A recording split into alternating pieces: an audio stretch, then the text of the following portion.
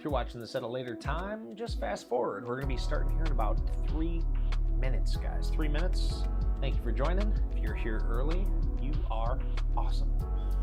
We'll be starting here very, very shortly. Got an awesome questionnaire at the end of the show for you guys. We're going to get to it really quick. Make this a quick meeting, guys. It's going to be fun. Yes, sir. Vote on the poll. Hit the like and subscribe while you're waiting. We'll be ready to go here in just about 3 minutes.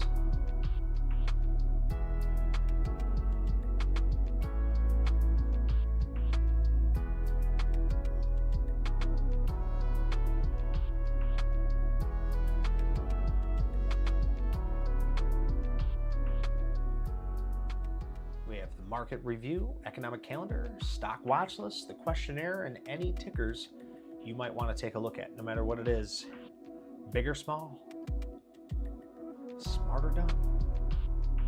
So make sure you have them ready. We'll be taking all questions at the end of the show.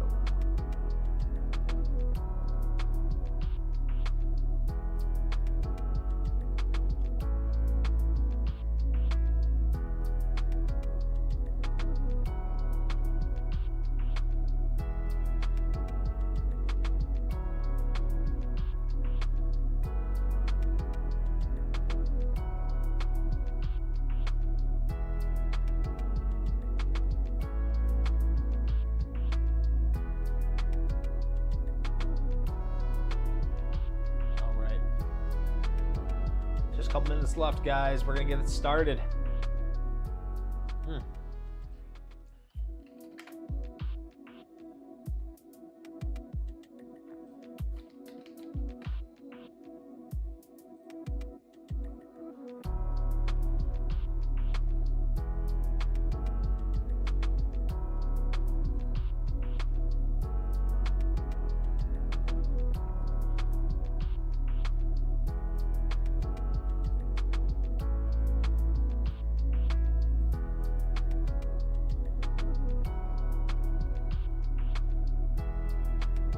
Uno más el momento. Thank you for joining. Thank you for joining. Sit back, relax. We're going to be starting in about 30 seconds here. Hope you like the new intro. It's spicy, it's sweet, and it's nothing but neat.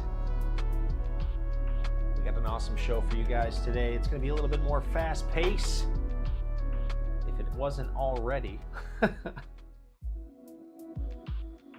All right, guys, we're going to get started here in just a minute. Buckle up, ladies and gentlemen, because we sure do have a show for you.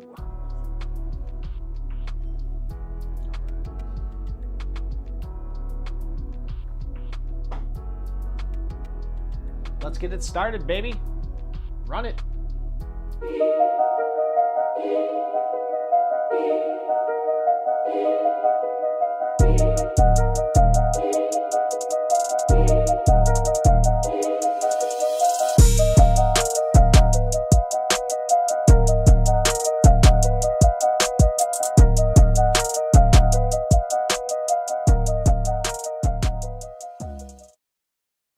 Ladies and gentlemen, boys and girls of all ages, welcome to the show. I am pumped to be here. My name is David Worrell. If this is the first time seeing me, or you're watching this at a later time, click the description down below, click the link tree, check me out on all platforms. We are here for you, and today we're going to be running through a few things, and we have an awesome questionnaire right at the end of this show. So if you want to just skip to that and you're watching this at a later time, just go ahead and skip to that. But if not, you want to see what we're all about, we're going to go over all of the following. One, the market review, the economic calendar, my stock watch list, which I have about 4 or 5 on my watch list currently. And then, of course, we have the questionnaire. Very important, very fun, something a little new this time. And then, of course, we're going to go over your questions. So if you have any tickers, or if you're watching this at a later time and you want to be a part of this, join the Discord. It's in that link tree. It's absolutely free. We got an amazing community. So if you're willing to learn and you have a heart of gold, join the Discord. Our family is here to welcome you with open arms. All right, guys, let's just say hello. We got Dan of the Bobs in the building, the Daniels of Bobs. We have the beefiest of stews, the beefiest stews. we also have the brightest of Jimmies. All the brights go right to Jimmy. The brightest of Jimmies. We have the Nalani. Wow, how am I supposed to do it here? What am I supposed to do here? We have the Shrinkineth of Nalanis. What the hell am I supposed to do there? What's going on, guys? What's going on, Dan? What's going on, Nalani? What's up, Jimmy? It's good to see you, Beefy Stew.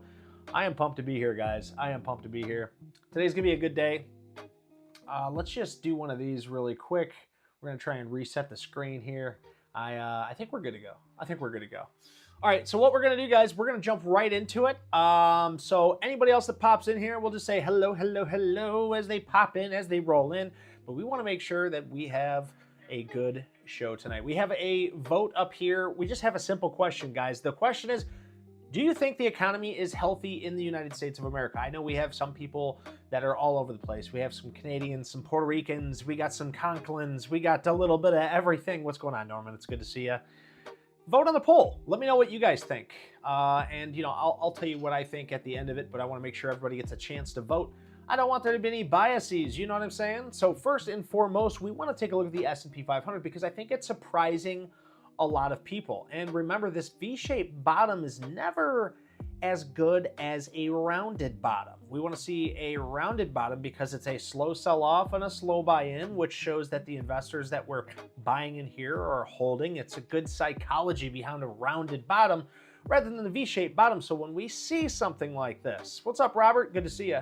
When we see something like this, it can be hard. I'm not seeing a ton of setups out there. I'm not seeing the RGSs and the NNEs. I'm not seeing the 500s for NVIDIAs. I'm not seeing, you know, crazy base and trend breakouts. And to be honest with you, it's dilapidating. Like, I just, it kind of knocks me down a notch. It makes me not want to believe in this run so much. But as we've talked about on Tuesday, we had a follow-through day. And then we had a subsequent follow-through day on Thursday. And then here we are on Tuesday now, as we have a pullback on much lighter volume. It has been the lightest amount of volume traded today than we have had for months, guys. For months. I mean, if we go back and I just bring up this here, let me bring up this on full size here. This has been the lightest volume traded day since November of 2022, it's looking like. I could be wrong. Actually, it looks like right here, November of 2023, actually, was the last time we traded this low of volume. I mean, there's been a couple of other days, like right here in June, there was a day. But I'm telling you guys, this pullback was on very, very small volume, okay? I think there's a lot of people that are looking for some answers here. And what might that be? Well, we'll talk about the economic calendar here in just a minute because we have Thursdays. Thursdays is very important, and so is Friday. So pay attention. We're going to be going over that in just a minute. But this S&P 500 here, guys, is sitting at 558.70 currently. That 560 is a big number here. We showed some resistance, and that was the last time we failed in this area.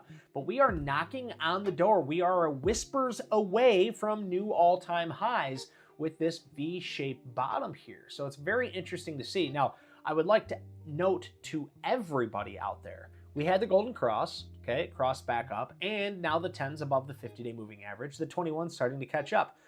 They're starting to realign. Now, I say that we have a beautiful room, we have a beautiful area that we can pull back down to now and ride on. We can pull all the way back down to this 50-day moving average, and I'm gonna see that we are comfortable, we are fine. We don't want to have this kind of whipsaw action, of course. We want it to be notably small pullback on lighter volume would be nice. But if we can keep this light volume continuing to trade, that might be good for the overall market. So, but yeah, guys, this S&P 500 is looking healthy as of right now. And of course, with the votes on the poll so far, 75% of you think that we have a healthy U.S. economy. 25% of you say no. And there's only 8 votes. So if you haven't, do that now. So the S&P 500 is still looking good. We're sitting at that psychological 560 area that we could not push through today. We just had a little bit of an inside day here today. Nothing too crazy, nothing too notable, but just know that it would be healthy to trade the best case scenario. The best case scenario. I don't think if we keep heading up higher, I don't think that's going to be good, because one of these days it's going to rip right back down. Okay, but notably, if we continue to inch higher, we're going to rip right back down. If we just trade sideways here and let the moving averages catch up, personally, I think that's the best thing for the S&P 500. I really do. I think that's the best thing that could ever happen to the S&P 500 after regaining its composure, okay? If you guys remember, we were hands off here. We were hands off here, okay? So we're back up above all of that nonsense now. We're just trading right above all that nonsense. So things are looking good. Let's take a look at the QQQ though, because we want to know what tech's doing. That usually leads the market. Usually tech does a really, really good job. Now, we are above all moving averages. We are above that notable decline below, well, actually, we're still below that notable decline before the previous decline under the 21-day moving average. So we're still below that, but it's looking good here. I would note that this is an area of resistance. Why do I say that? 1, 2, 3, 4 different times, 5 different times that this 482, between 42 and 45, this area has shown an area of resistance. Now, if we mark this out from the peaks to the troughs, I don't think he'd call this a trough, but just this area of resistance, we would do something like that. This is a heavy area of resistance here. So I could see this thing pulling back or trading sideways, letting the moving averages catch up to it. That would be healthy. I would like to see that. I hope you guys would too. So we'll see. We'll see what comes of the QQQs. Let's take a look at the IWM, okay? So the IWM here is above all moving averages as well. Today we had a bigger notable pullback than in the rest of the indices. Now, you take that as what you will. It was on higher volume than the previous day, so it's not looking nearly as good for the small caps. But we always know the small caps have been a huge lagger, except for that one time, if you guys remember, it didn't. What's up, Predator? It's good to see you, brother. Yeah, man. So things are looking good in the overall market. I still feel a little sketchy, you know, but it doesn't matter what I feel. The market doesn't give a shit what you feel. Nobody cares, okay? The only thing that we can do is have rules in place. And my rules are in place, and if we're above a 21-day moving average, I'm risk on. And there's reasons for it. If we go back here and look, when we're below a 21-day moving average, I'm risk off. When we're above a 21-day moving average, I'm risk on. You know, this is the most notable one after that big bear market, you know, after this big bear market too. Look at this, 21. Actually, it wasn't, technically, this wasn't a bear market. This is a pullback. But this here, big bear market right here, you know, this is pretty nasty. And under the 21, I'm out. Above it, we're in.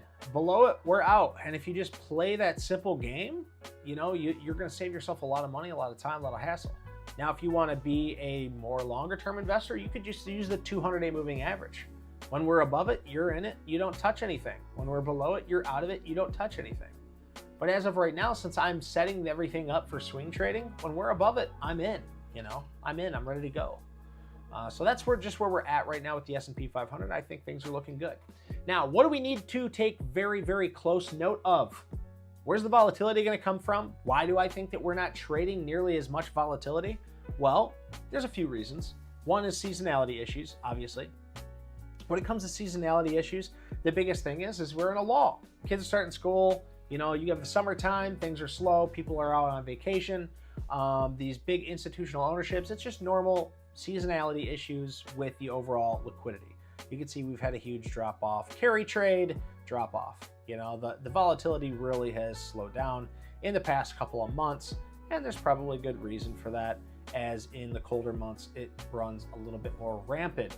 Now, we are also coming into an issue here too with the economic calendar. So if we take a look, this is what I wanted to show you guys, and I've brought it up before. I'm glad you guys are here though with me today. The initial jobless claims is coming out on Thursday. So I'm still thinking that we're gonna have a nice slow day tomorrow. It should be pretty easy. Hopefully small caps are still popping off like something what they shouldn't have said, you know, but right here, we have the FOMC meeting minutes. Unless something crazy has changed, we're not gonna get anything crazy, no crazy volatility. Usually the crude oil inventories, we don't get anything crazy, but the initial jobless claims on Thursday, Guys, this is going to be very, very important. I'll put out a thing to keep everybody update. I'll put out a YouTube short when this comes out because it's very important that you not only see the initial jobless claims, but also understand what its intentions are. So just to make it clear, we don't want to see this too high. Okay, so the previous was 227. They're forecasting 233. So they're expecting it to come up, but we don't want to see anything much higher than the forecast. If we see that it's much higher than the forecast, we're going to get some volatility. Okay, the last time we had an extremely high economic initial jobless claims, it came down hard, it came down fast, because I think the overall market's expecting a quarter of a basis point. When this thing goes skyrocketing, we start getting more of a half of a basis point, which you would think would be good for the overall market. But I've told you before, I think it's going to be a more sell the news event. Could be completely wrong, but I think the market just doesn't like that uncertainty. So if the initial jobless claims is higher than the forecast, that's uncertainty in the market, and I think we're going to drop back down. Not to say it might not skip right back up like we have, but just note that there is going to be some volatility at 8:30 on Thursday. But the main topic here is that Friday at 10 o'clock, I'm going to have a guest speaker on. Okay, I gave a little jingle to Fed Chair Powell, and he said he would be happy to be a part of the show. So when he joins us at 10 o'clock, I'll be here on at 9 a.m. Friday at 9 a.m. Please join me. Mark your calendars, August 23rd, 2024, on Friday. I'll be here at 9, and I'm going to allow Papa Powell to take the microphone at 10 because I'm a nice guy, you know, and he said he was going to talk about the economic situation and Fed rates. He probably won't say anything specific about whether he's going to cut or not, but I think we all know, if we look at the CME Fed tool, you'll see right here, we are expecting a 71% at a quarter of a basis point, 30%, a half a rate cut. Now with the initial jobless claims coming out on Thursday, in 2 days, guys, this could all change. All it takes is one piece of data for all of this to change. Now, this is supposed to happen on the 18th of next month, so we have less than a month before we are expected to get a rate cut. It's very important for the overall market. The overall market has taken rate cuts as it goes higher, okay? So that's what we're expecting here, and just be really careful with that volatility. So we got quite a bit going on here, guys. So we went over the overall market. We went over the economic calendar. I'm going to show you a few that I have on my watch list. Of course, you know, I just want to point out one more time, I'm still a little skeptical because I'm not seeing a ton of setups. I'm really not. Usually when you're in a very good market, you're going to see a ton of setups.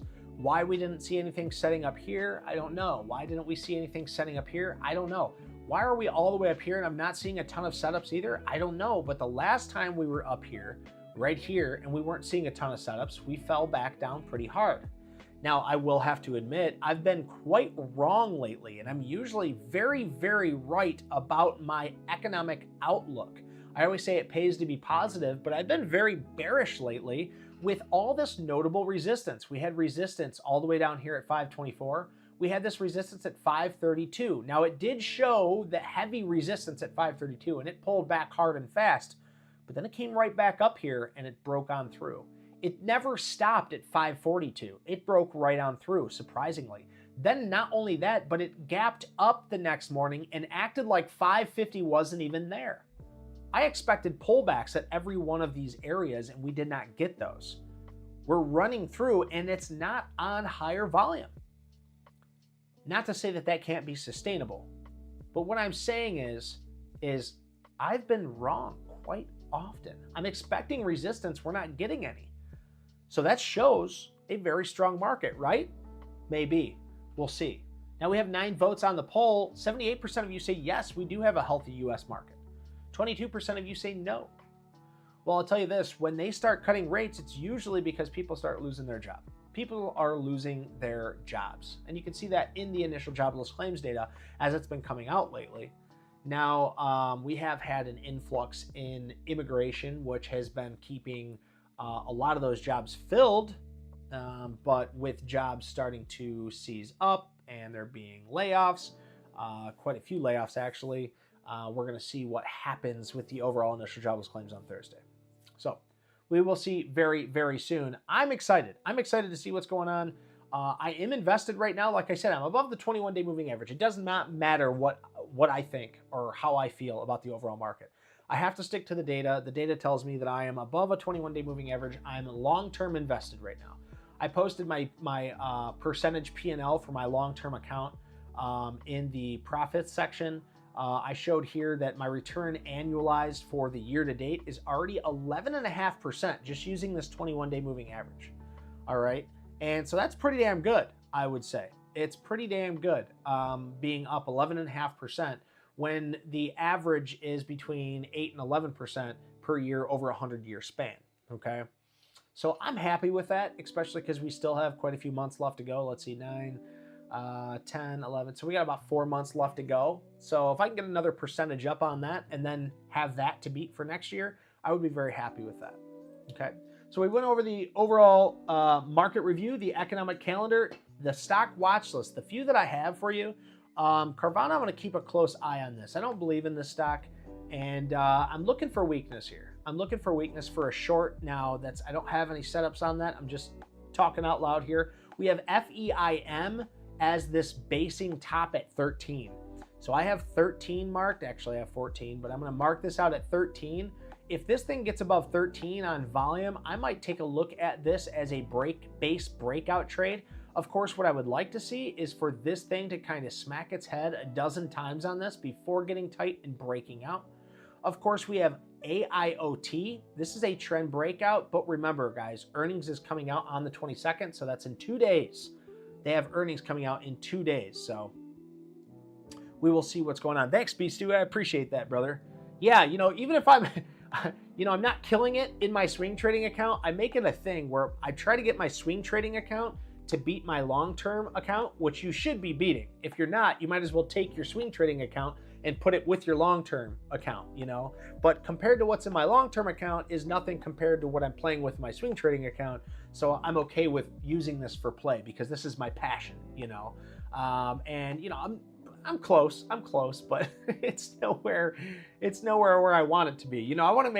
I think everybody wants it, but everybody wants to take their small swing trading account and 100% it every year, 1,000% it, hell, but it's not sustainable unless you are disciplined and you have a good process. And that's what we try to work on here on our channel. We try to work on good discipline, proper process.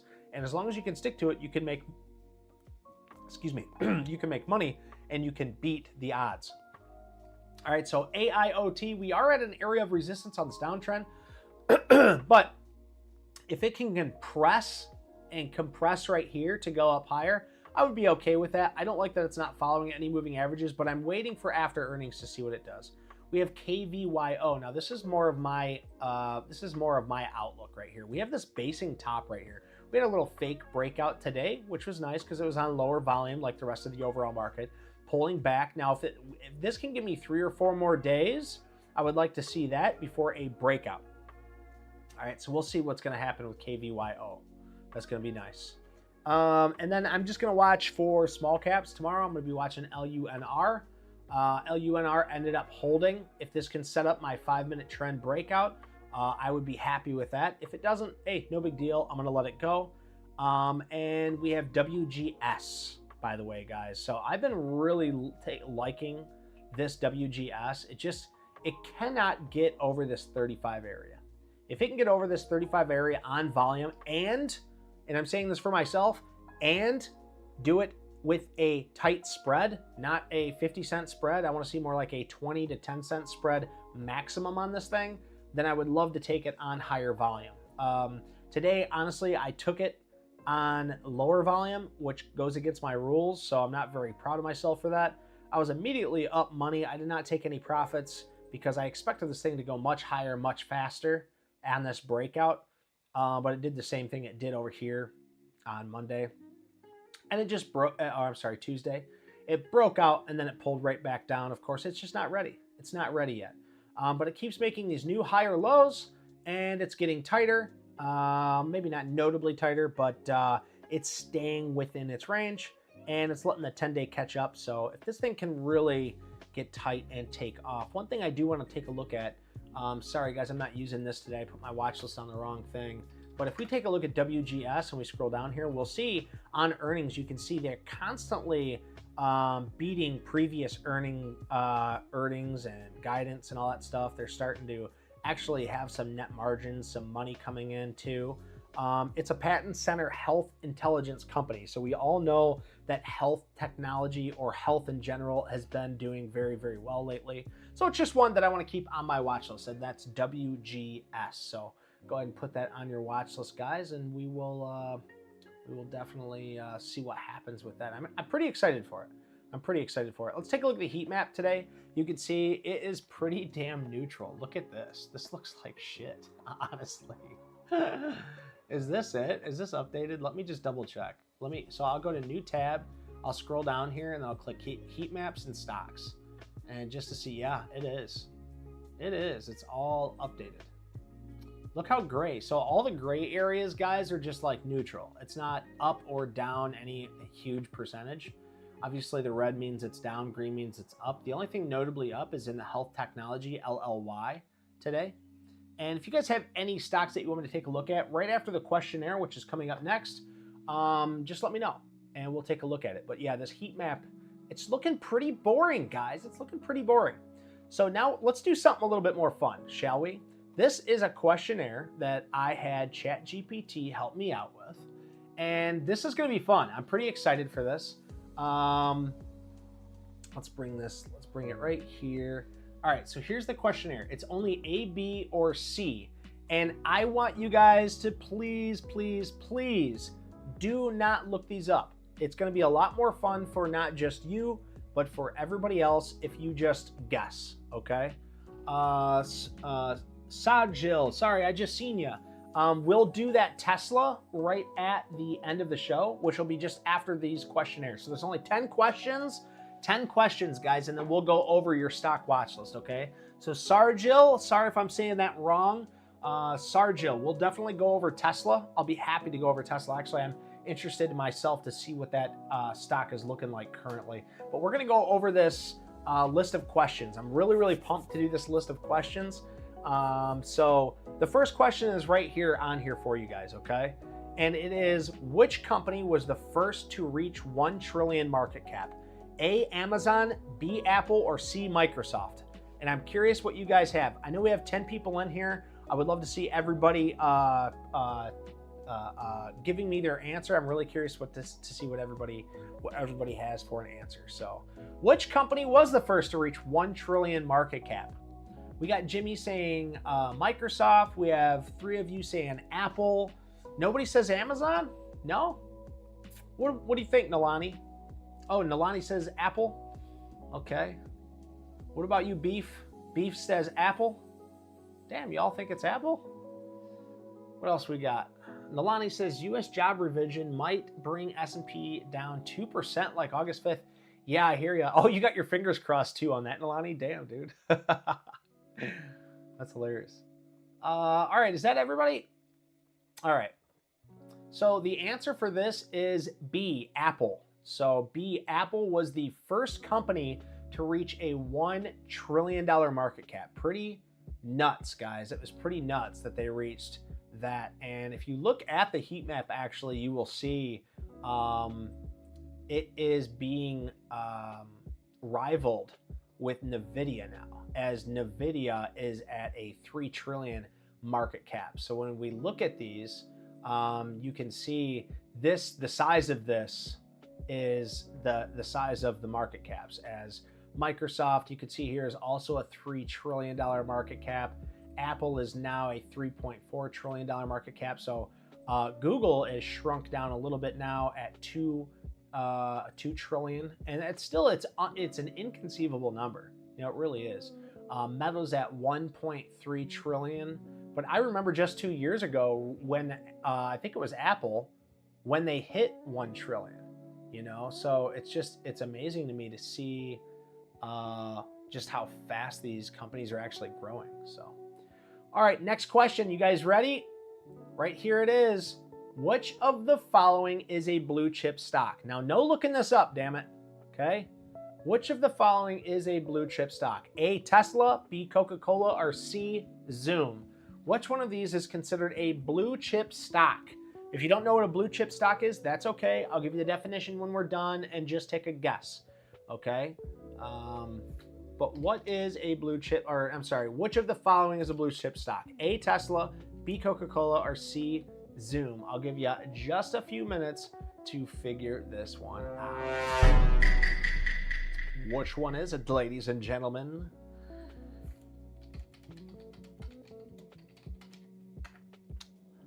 A blue chip stock is a share of corporation that is well known, profitable, and established. Blue chip stocks are usually from large companies with strong brand names and reputations, and they have a history of reliable growth and dividend payments. They are often considered less risky because of their financial stability. There you go. That's verbatim, guys. That is verbatim, so I didn't try and bullshit my way through the definition of that one. Let's see what we got here. Dan Bob says, soon Warren Buffett will join the Trillion Club. Listen, Dan Bob, you keep telling me that they're going to join the Mag 7, but my question for you is, where are you reading that? I know you didn't just say that now, but you keep saying that. Nalani says Coca-Cola. Conklin says Coca-Cola. B. Stewie says Coca-Cola. Jimmy Bright says Coca-Cola. Dan Bob says Coca-Cola. Predator says Zoom. Zoom. So yeah, it is going to be Coca-Cola, guys. It is going to be Coca-Cola on that one. Blue chip stock. When I think blue chip stock, I know I just read you the definition now, but when I think blue chip stock, I think like the old man stocks. Like they've been around forever. You probably have heard of them. Where Tesla, yeah, you've heard of them and all that stuff. Hey, what's up, Zamora? It's good to see you. You've seen them. They've been around forever. They're the old man stock. That's, they're old and wrinkly and they got a cane and they're sipping Coca-Cola, right? But yeah, it's B, Coca-Cola. They're the blue chip stock. And if you look at Coca-Cola, which I think is it C-O? Let's see, Coca-Cola. I can't remember. It's been a long time since I looked it up. Coca-Cola, yeah. C-O.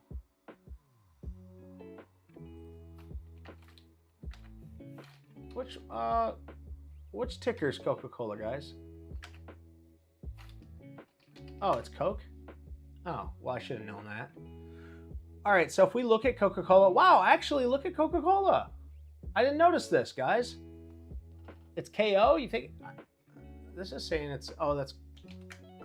Well, that would make sense. Well, they're the same thing. KO and, yeah, COK, COKE is the same thing, so. But, yeah, Coca-Cola. So it moves really, really slow, but look at this. This is actually surprising. I thought the last time I looked at Coca-Cola, honestly, guys, it was just stuck in this, like, sideways action. And it wasn't doing anything. Look at this. It broke out of 65. It broke out of 65. It's all the way up to 69.38. So look at that. Thank you, guys. I appreciate you helping me out. Yeah. Yeah, so, I mean, it's doing its thing. It's looking good. Coca-Cola is just one of those old companies that usually just trade sideways. And if they get moving, it's usually not for a long time before they start trading sideways again. But, they're doing it. They're looking good. All right, so that's KO, that's Coca-Cola, that's our blue chip stock. Next question. I think most of you are going to get this right, but I'm really curious. And don't use each other's answers. What is the VIX often referred to as? And if you have been with me, you know what I call this, okay?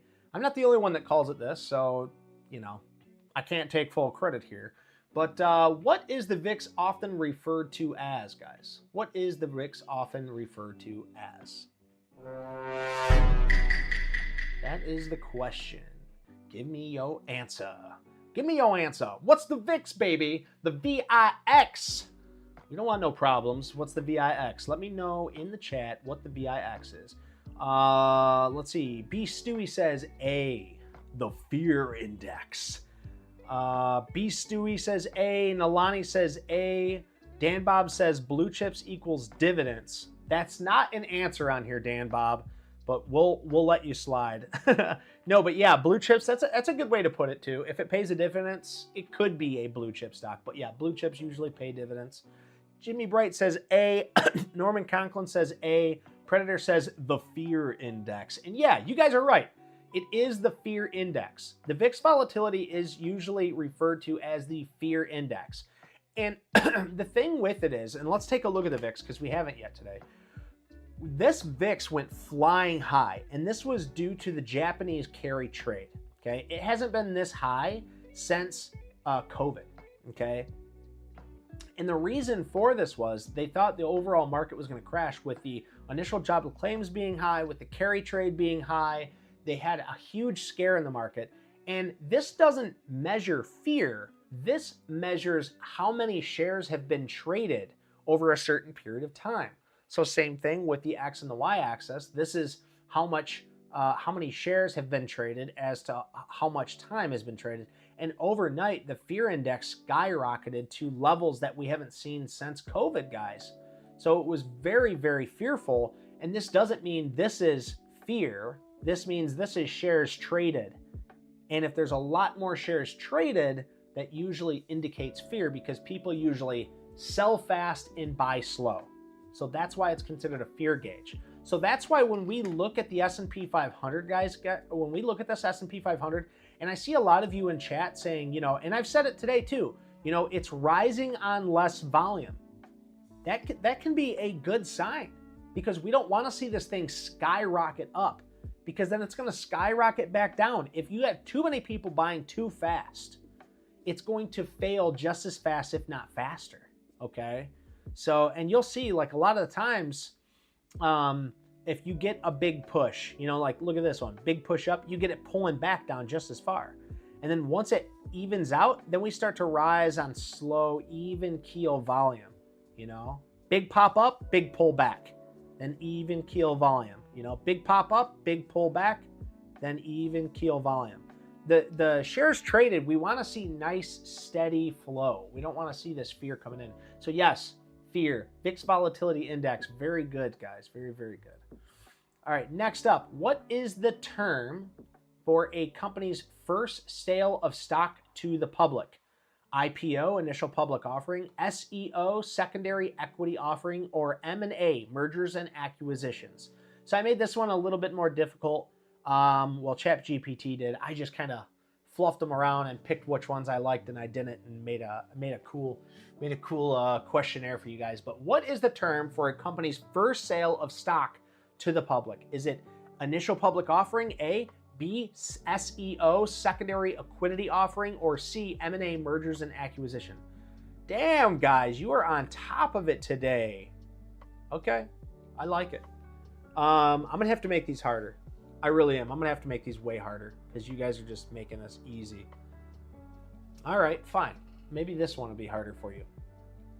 All right, you guys ready for the next one? Which of these is considered a defensive stock? And you guys better not be on the computer looking this shiitake up. All right. Predator, no, it's A. All right, next one. Which of these is considered a defensive stock? Consumer staples, technology, or real estate? This one isn't really that hard. This one isn't really that hard. We just went over these actually just a couple days ago. So let me know what you guys think. Is it going to be consumer staple, technology, or real estate? Which one of these is going to be more considered a defensive stock? If you thought the market was going to fail tomorrow and you were forced to put your money somewhere, where would it be? Beef Stewie says A, Jimmy says B, Conklin says A, Dan Bob says A, and now I got a second question for you. I'm gonna ask Dan Bob. Dan Bob, I'm gonna call you out on this, and I'm not finished until you answer, so be quick. C kinda too? Okay. But why A? Why would we take our money, guys? Most of you are saying A, so it doesn't have to just be Dan Bob. You guys can all answer. But why would we put our money into consumer staples if there was fear? If there was fear in the market and you were a hedge fund manager, why would you take your money and put it into consumer staples? That's the question. So now you got to write a sentence. So let me know. Why, oh why, are we going to take our hard-earned money if we are forced to stay, a certain percentage of our account is forced to stay invested, okay? Personally, my long-term account, my Roth IRA, I'm forced to stay invested a certain amount. Why? I think that's a good answer, Dan Bob. That's a good answer. Anybody else want to answer that? Why do we want to put our money in consumer staples? Why would we want to take our money and put it into consumer staples? We still need food, bed, and daily needs in recession too. I really like the way you said that, Nalani. I really like that. That's a really good way to put that. These consumer staples, guys, are necessities, are bare necessities. It's just the bare. Yeah, you need TP2 to wipe that ass, boy. It is safer, B. Stewie. It is safer because we need these things, guys. We absolutely need consumer staples. You need food, you need toilet paper, you need a bed. Now, I like how Dan Bob says kind of C2, because if you think about it, real estate could be one of them, because real estate still might be worth quite a bit. I mean, look what happened during COVID. You know, just after COVID really is when it really went rampant, you know. So yeah, I could see C being, you know, safer, but it's not known as a defensive stock. Okay. All right. Next question, guys. 6. What does diversification mean in a portfolio? Concentrating investments in one sector, spreading investments across various assets, or C, avoiding investments in certain industries. What does diversification mean in a portfolio? Now, here we usually focus more on swing trading, or I do a little bit of long-term investing, like on the side. I kind of go over it with you guys here. This is more about diversification.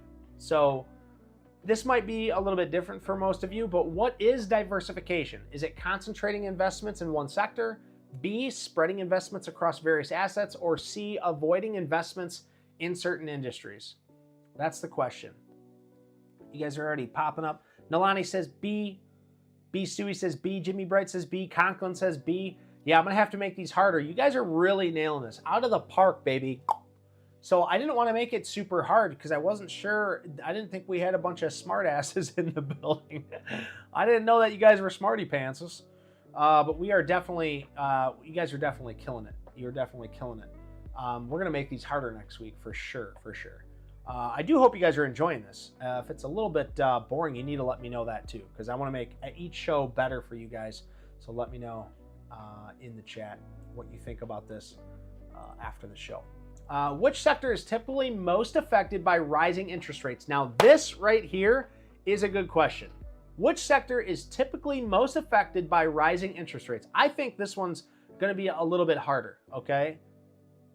Damn, Nalani, you're already on it, or are you a little bit behind? Make sure, guys, that you are live. So make sure that you are live. We will see. No, Nalani answered the last one, actually. You're live, Nalani. You're already on top of it. Nalani says C, financials. I think that's a pretty good answer. I actually don't know the answer. I'm going to have to look at the answer key on this one. Just while we're waiting, though, guys, if you take a look at this, click this live button right here. If you're all the way back here and you're watching me, and you click this live button, it'll bring you right to the front here, right to where we're at. Of course, while you're here, hit that like button. And if you guys are watching this at a later time, or maybe you're watching right now and you haven't had a chance, hit that subscribe button. This is something that we do once a week. We hang out, we have fun, we ask financial questions. Sometimes we ask them on charts. Sometimes we do these ChatGPT questions. We hang out, we have a good time. And if you guys have a passion for the market, or you're just learning how to trade, or just want to have a better understanding, or you want the newest news or the newest economic calendar, all that BS, just join me. Hit that subscribe button. We have a Discord as well. Of course, you can scroll down here, click the more button. We have a link tree right here. If you click this link tree, this will pop up. We have our YouTube. We have a free trading school that you can go through. We have a free Discord. We also have this trading view right here. If you click that trading view, you'll have this beautiful chart that I have right here. This is what helps me out a lot. If you guys end up downloading that and then you pay for the essential plan, which is only $15 a month, I get a little piece of that. It gives me a little kickback, which pays me for doing all of this. But of course, everything I offer you is free. If you choose to upgrade, that's a little bit more for you. It's a little bit for me. So you guys are more than welcome to do that. Plus, if you use my link, you get $15 off and you get the first month free. So check all that out. And of course, we're on Instagram, TikTok, Facebook, X. we're on it all, baby. So make sure you guys join up on that. All right, so now that everybody's live and ready to go, let's see what the answers are.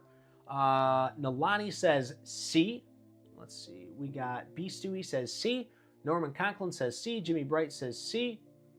Nalani says, I'm first to comment mostly, Dave. I work for FinTech. Oh, hell yeah. You're on top of it, dude.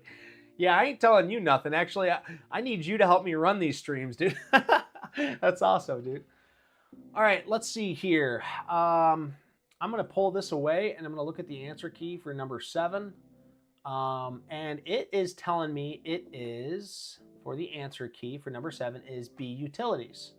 Okay, and it's not giving me, I don't have like a way to really, to give you the full answer. I see why you would choose financials though. Like I totally understand why financials would be affected, obviously, because with interest rates going up or down, that's going to control whether or not, you know, who's paying what, how much, you know, all that BS.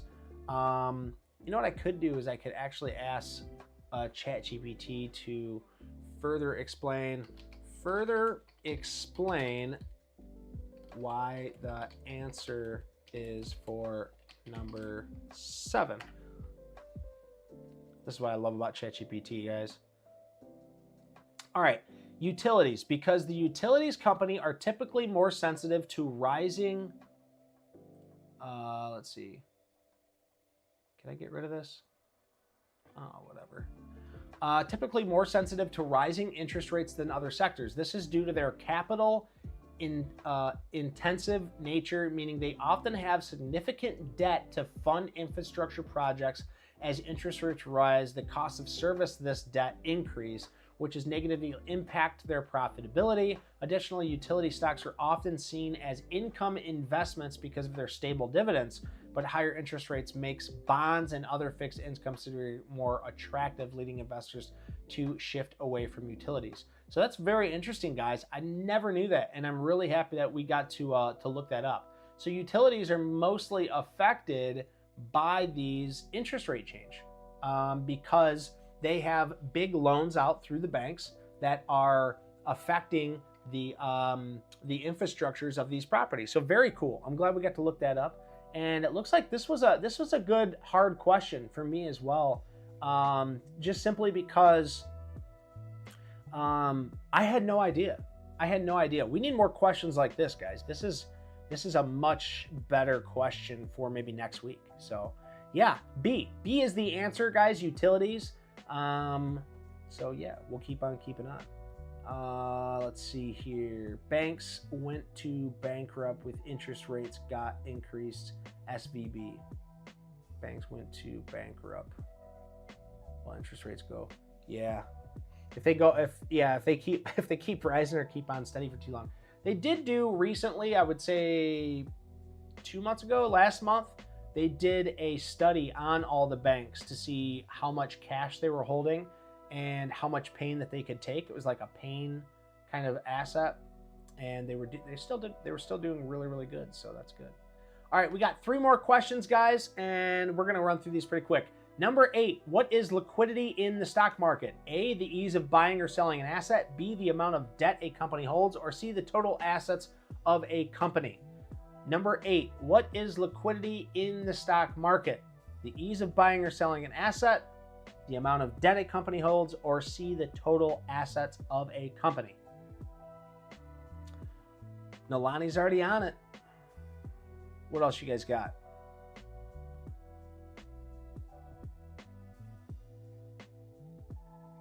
Oh yeah. Oh yeah. Let me hit you with one of these, baby. Hurry up. Hurry up, y'all.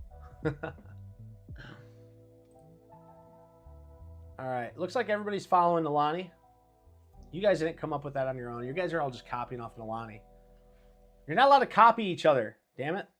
The answer is A. Yeah, the ease of buying or selling an asset. Liquidity. You know, it's how liquid is something. How easy is it for you to buy or sell it? You know, when you have a lot of liquidity in the market, it's very liquid. It's very easy to buy that. There's a lot of people. Yeah, A, but explain more. Yeah, liquidity. It's how much is there, and we don't just talk about the liquidity of, there could be a lot of different things, when it comes to liquidity. You could think of liquidity as like the fluid motion, right? Well, actually, technically, because of hydrostatic, sometimes when there's too much liquid, it's harder to move. But liquidity, when you have too much of something, or not too much, but enough of something, you can get in and out of a price at any time. That's why when we look at the range of things and there's a 10-cent spread on something, it's not as liquid as we want it to be. If it's very liquid, that means a lot of people are buying and selling those shares, and more people are going to be in and out of the market at these certain areas. Now, there might be more liquidity at different prices, and that's usually the areas of very like 550, 560, 570, rather than 552, 39. There's going to be less liquidity at 552, 39 than there is at 550 or 560. Okay, because more people are interested in that asset at specific prices, more psychological prices. So I think that would be the better way to explain that. That's why there's more liquidity at better areas that are more psychological. Okay, and then some assets are more liquid because they are smaller floats, meaning instead of having 3 trillion, now these $3 trillion companies that I'm referring to are still very liquid. But a lot of times you can have a very liquid small asset that's very liquid because a lot of people are looking at it and it doesn't have as many shares. So less shares, but more people watching it means it's very, very liquid, okay? You can get in and out within a penny at any range, and there's just, if you look at the level 2, sometimes, it's $1 being traded. People are loaded up above it $1 and below it $1, and this thing is just going every which way. Okay, so Dan Bob, you're not allowed to answer this. You're not allowed to answer this, Dan Bob. Okay, I stole this from your thing. It's just a little bit more. It's a little bit more in depth. Okay, so the question is, what was the longest bull market? A, the 1999's dot-com boom. B, 2009 to 2020 post-financial crisis. Or C, the 1980 Reagan expansion, the Reagan era expansion. Give it to me, boys. Dan says, boo. You don't get to, Dan Bob. I don't want to hear it. Let's see, we got bigger spreads, HTB securities. Predator says B. Nalani says B. Nalani, I'd like to point out that you were not first to answer that question. Good job, Predator. You win a cookie. Let's see. B. Stewie said B. Jimmy Bright, the brightest, says B. Norman Conklin says B. Gentlemen, you are correct. The 2009 to 2020 post-financial crisis was the longest bull run that we had. I believe it was 11 years, right, Dan Bob? 11 years, I'm pretty sure. Dan Bob actually posted this in his Facebook group, which you can also find in my link tree, guys. The best Facebook group alive. The best Facebook group alive. I don't know if you guys are even aware of the Facebook group. If you scroll down here and you click this link tree and you click this Facebook group, you'll see it pops up right here. It's a beautiful Facebook group. It's ran by Dan Bob and Sweet Jolene. We have our schedule right here. Look at that. Oh, here we are. Look at that. But no, he's got a lot of cool posts, a lot of cool questionnaires. This is what kind of gave me the idea for this tonight, because he does a lot of cool questions. He posts a lot of cool strategies, just a lot of really great stuff. And not to mention, it's free advertisement for me. He's killing it. And he puts me on blast, and I love him for it. So thank you, Dan Bob, for that. And so we always want to make this Facebook group grow. So if you're watching this at a later time, you want to be... And here's the thing about this Facebook group, guys. It's moderated genuinely beautifully. He makes sure that every post going in or out of this is scanned first. So you're not going to get any scammers. And if you do, all you have to do is notify. You'll never see that scammer again unless they're trying over and over again. So he is genuinely like on top of it. Okay, so... If you want to be a part of Facebook group and you're watching this at a later time and you made it this far in the video, join that Facebook group, guys. It's absolutely awesome. We'll definitely love to see you there, and the Discord if you're looking for a home. All right, so this is the last question, guys. This is the last question. What is my current strategy I'm working on? I want to throw a little bit about me in here because you know I'm conceited as hell. No, I'm just kidding. Nalani said I'm first, Dave.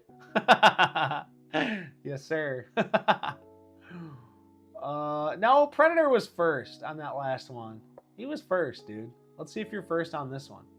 B. Stewie says a lot of info for free. Yeah, definitely on that Facebook, man.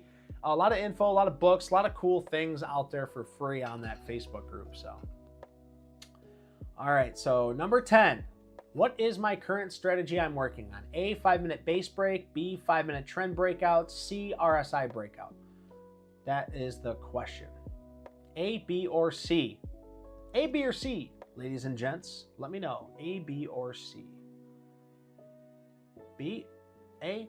Nalani says A. Dan Bob says B. We only got a couple more in here. Come on.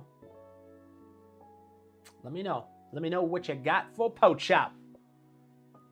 Threw it at me like I was a showstop. The wife just got done with her run. 38-minute run. Average pace, 7 minutes, 35 seconds. Come on, for real? She is flying. Holy cow. In 5 miles, she ran it in 37:56. Average 7:35 pace. Holy cow, man. She's fast, dude. She is fast. She's killing it. Congrats, honey, on your run. All right. Nalani, you chose A. You're not allowed to change it. Nope. You're not allowed to change it. Nalani, you're wrong. Dan Bob says B. Jimmy Bright says B. Predator says A. Nalani said A again, and B. Stewie says B. So, all right. Yeah, no, I'm working on the 5-minute trend breakout, guys. And you know, one thing I want to show you guys just what I'm doing here. I have it all posted, so that way once I get this all figured out and done, I can share it with you guys, so you guys understand how to formulate a process. Some people, when they join trading, they just want to trade whatever, whenever. I think it's very important to write out your process. Here's my 5-minute strategy on the trend breaks. Here are my buy rules: 3 higher lows, 3 lower highs, above VWAP, above a 10-day moving average on the 5-minute, big volume in the pre-market or start of day, and should have some type of catalyst, earnings, FDA approval, news that makes them more relevant than before, like possible new price targets, stuff like that.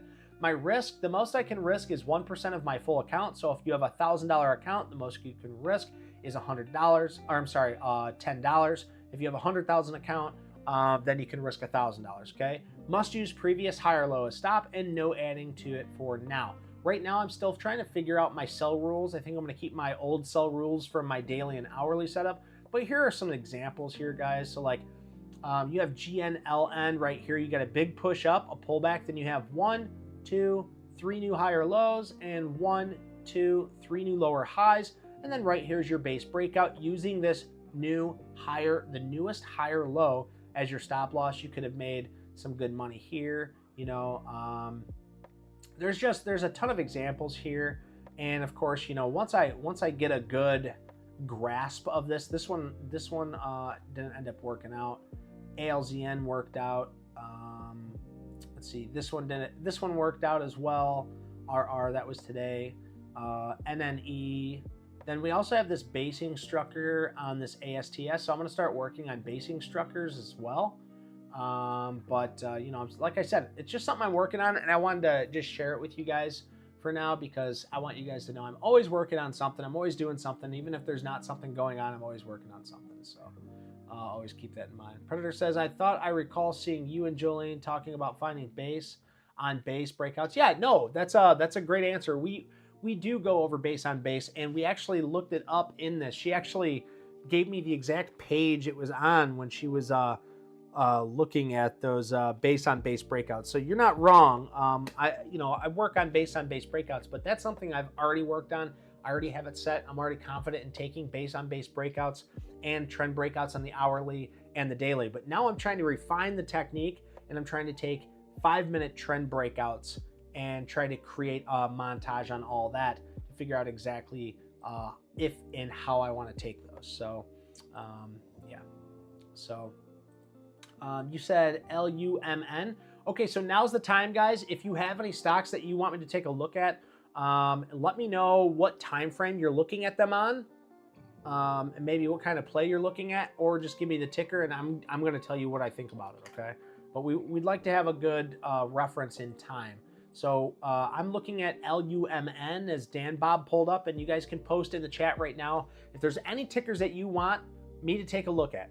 Any type of ticker whatsoever. I don't care if it's below an average daily range of 4%, if it's a big one or not.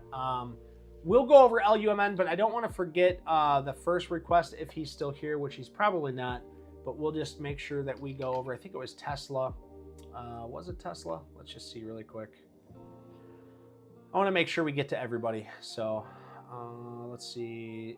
Sargil says Tesla. Yeah, so we'll go over Tesla, then we'll go over Dan Bob's LUMN, and then I'll give you guys time to come up with some tickers. If you don't have any, that's fine. We only got about 3 minutes left, so I'm going to run through this.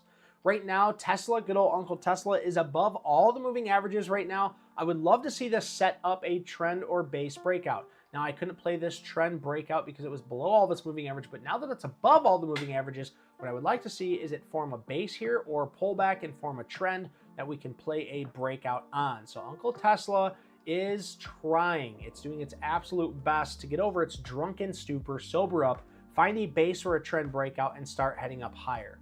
Next up is LUMN. Let's take a little peeky gander. So LUMN is looking good. I'm going to put this on my watch list right now, Dan Bob. Actually, I have it on my watch list, but it's way up here, so I must have just skipped over it. I skimmed over it.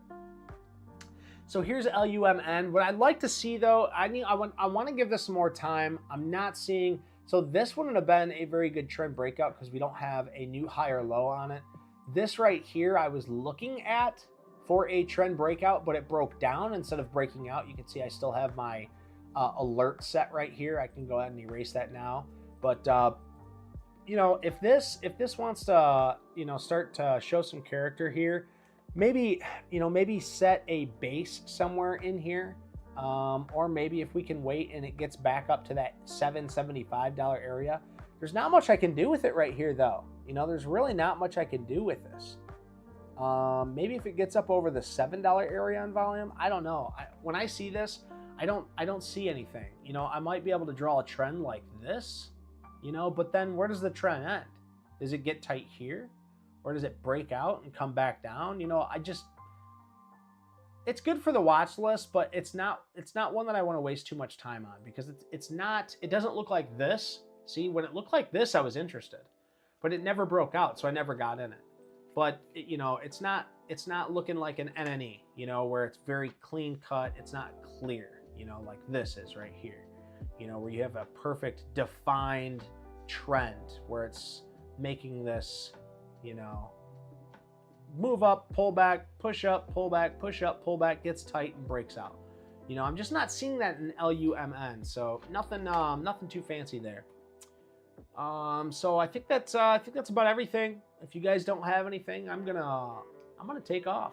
I do want to say thank you guys, of course, for showing up. You guys have shown up every single day, just as well as myself, and we're gonna keep on keeping on, guys. We're gonna keep on keeping on. We'll see what this market has to bring, but I promise you, volatility coming in soon, coming in hot Thursday and Friday. Please join me on Friday for the Jackson Hole with Papa Powell, my guest speaker. Very interesting ticker you might want to call a shit ticker. I want you to review for a certain, I'll elaborate after. You want me to take a look at OLPX? I mean, I don't really know what to look at here.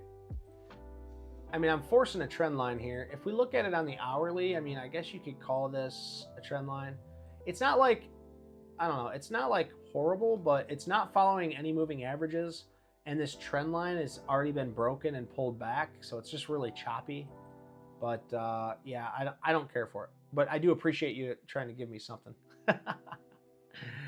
You guys are awesome. Thank you so much for joining me tonight. And yeah, elaborate a little bit more in the Discord. Guys, if you want to find me, you can find me on all those platforms in the link tree. You can find it in the comment section right now because if Dan the Greatest Moderator Alive, has posted it for you. If not, go down to the More section, click that button, go to the link tree. You can find us on the Discord. You can find our YouTube. You can find it all, baby. You can find it all. I hope you guys have an awesome night. I'm going to give you the intro, and then I'll say goodnight to each and every one of you, as long as my mic's working this time.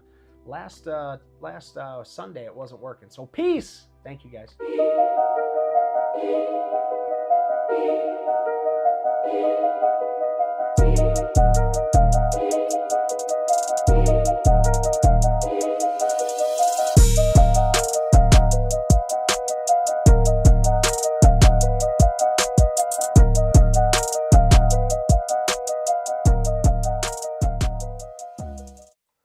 All right, guys, thank you so much.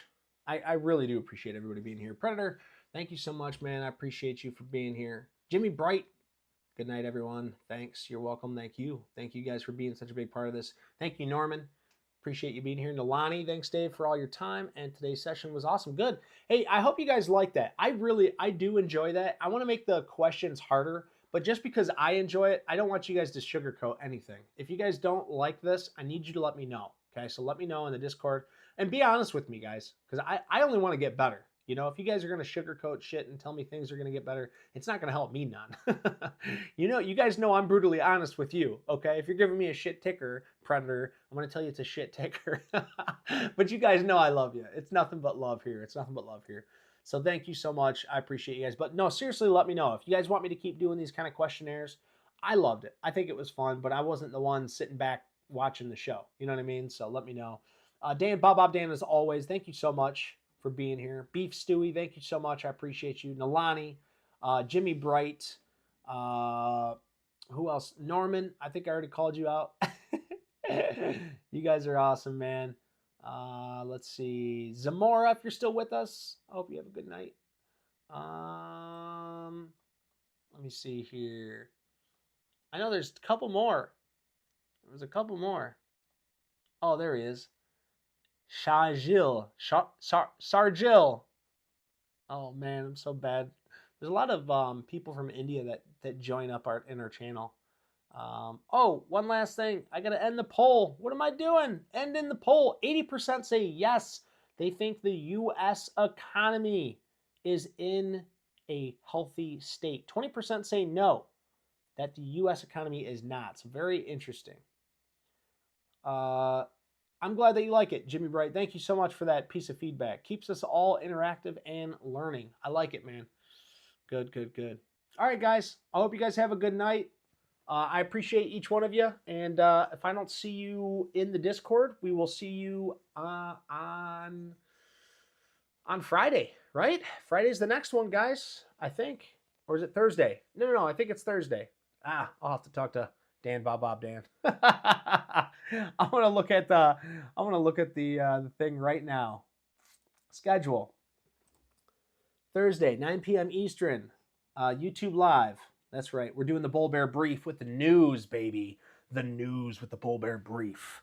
Yeah, I love doing that. I'm pumped. We're gonna do some Warren Buffett stuff and see what he's buying up. So we'll see you guys on Thursday, and of course we'll see you on Friday in the morning for old Papa Powell. So you guys have a good one, and we will see you tomorrow. Peace, guys.